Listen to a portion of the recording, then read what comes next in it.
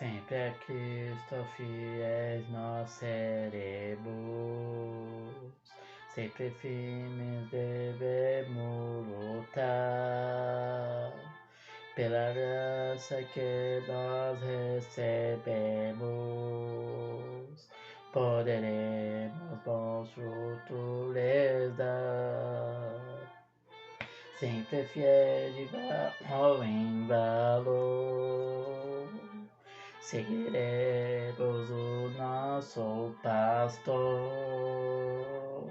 entraremos no lar glorioso e veremos o nosso Senhor. Vestiremos de Deus a armadura para o nosso inimigo enfrentar. A palavra de Deus santa e pura nos fará a vitória alcançar. Sempre fiéis de valor em valor, seguiremos o nosso pastor, entraremos no lar glorioso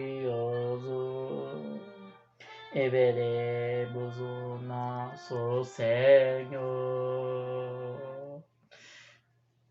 Finalmente diremos unidos, combatemos, guardamos a fé, na presença de Deus reunidos, ouviremos tal como Ele é, sempre fiéis de valor em valor, seguiremos o nosso pastor, entraremos no lar glorioso e veremos o nosso Senhor.